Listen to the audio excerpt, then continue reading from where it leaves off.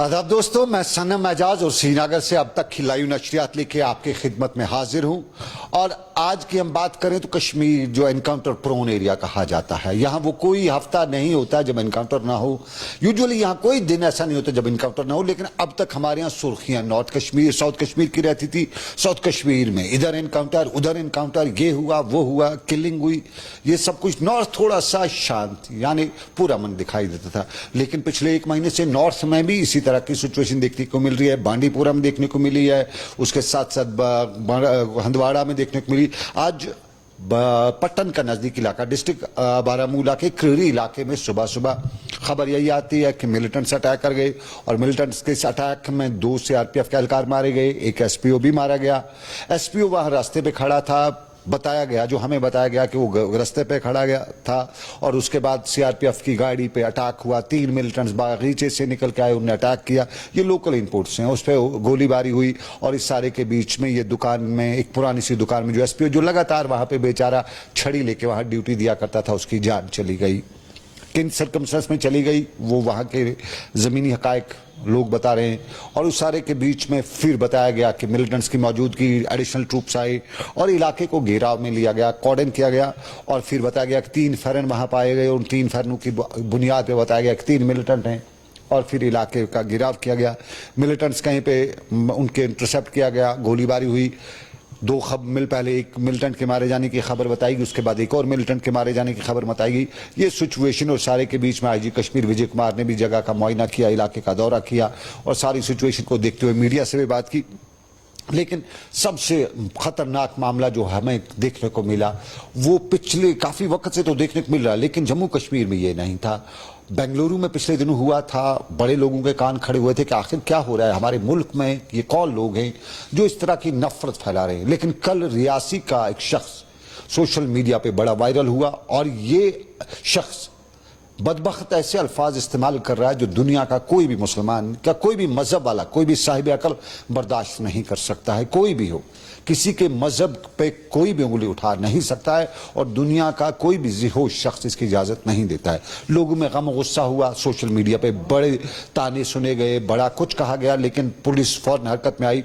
और आईजी जम्मू ने कल शाम को ही एक वीडियो मैसेज में भी बता दिया कि पुलिस ने कार्रवाई कर ली है, पुलिस ने ऐसे लोगों के खिलाफ एफआईआर दर्ज किया है, पक्का डंगा थाने में एफआईआर दर्ज हुआ है, 2 की गिरफ्तारी हुई है, तीसरा फरार है, और फरार का सारे करार अलग किए जाएंगे और उसको गिरफ्तार किया जाएगा। लेकिन गम गुस्सा बराबर इस मामले पे है, और वादी कश्मीर से लेकर मुल्क के दूसरे हिस्सों में इस पे सख्त सरकार को तनकीद का निशाना बनाया जाता है, और ऐसे लोगों के लिए सख्त से सख्त सजा की मांग की जा रही है। साफ जाहिर है ऐसे लोगों को जो आग लगा रहे हैं उनको बख्शने की, उनको छोड़ने की इजाजत नहीं होनी चाहिए।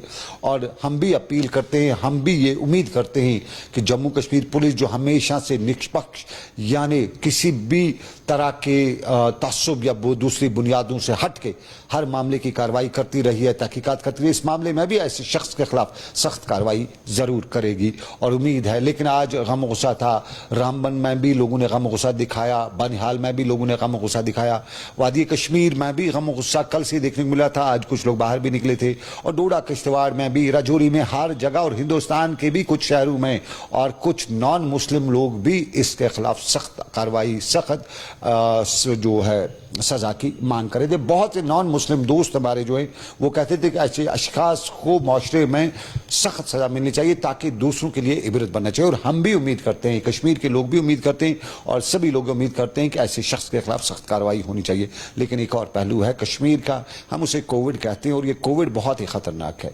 आज भी अमवात हुई हैं, कल भी हुई हैं, 10 के करीब अमवात हुई हैं, पॉजिटिव केस की तादाद आ रही है।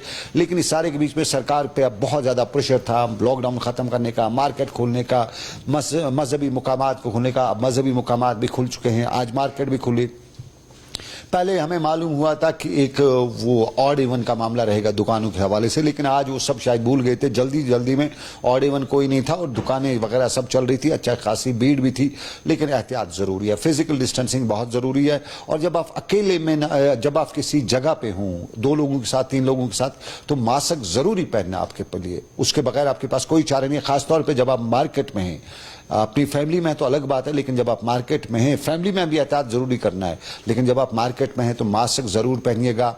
और मास्क के साथ साथ जितनी भी प्रिकॉशनरी मेजर्स जो सरकार बता रही है, जो एक्सपर्ट्स बता रहे हैं, WHO बता रही है, उनका एहतियात जरूर कीजिए। क्योंकि हो सकता है ये जवानी आपकी है तो आप इस मास्क ना पहनते हुए इसका कोविड का शिकार भी हो जाए, तो आपके लिए कोई खतरा, बड़े खतरे की बात नहीं है। लेकिन अगर अल्लाह ना करे आपके वायरस लेके अपने घर गए तो आपकी फैमिली के लिए बड़ा खतरा बन सकता है, बुजुर्गों के लिए बहुत ज्यादा खतरा है, और जिसके घर में बुजुर्ग हो उसको बहुत ज्यादा एहतियात करने की जरूरत है।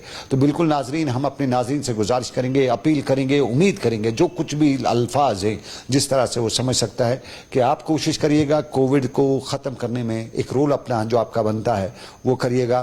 फिजिकल डिस्टेंसिंग कायम करनी है, मास्क लगाना है, और वो कहे तो नमाज पढ़ लीजिएगा। नमाज इसलिए कि 5 वक्त की, अगर आपने नमाज पढ़ ली तो आपको 5 वक्त में वजू करना पड़ेगा, और अगर आपने वजू किया तो फिर आपको हाथ धोने वाला मसला नहीं है। वही कहते हैं एक तीर से 2 शिकार हो जाएंगे, यानी आपको सवाब का सवाब, मजहबी फरीजे का मजहबी फरीजा, और उसके साथ साथ आपको ये जो आप कल फिजिकल डिस्टेंसिंग के साथ साथ बार बार हाथ धोने को कहा जाता है तो वो हो ही जाएगा, यानी 2 काम, 1 पन 2 काज हो जाएगा। तो फिलहाल इसी उम्मीद के साथ कि इन हालात में आप अपना ख्याल रखेंगे और अपने बच्चों पे नजर रखेंगे, मुझे श्रीनगर स्टूडियो से इस वादे के साथ दीजिए इजाजत कि रब्बे कायनात की रही मर्जी, फिर करेंगे आपसे मुलाकात। ये प्रोग्राम आप तक पहुंचाने में मेरे साथ ताउन किया समीर वानी और आबिद कादिर ने। फिलहाल दीजिए इजाजत, अल्लाह।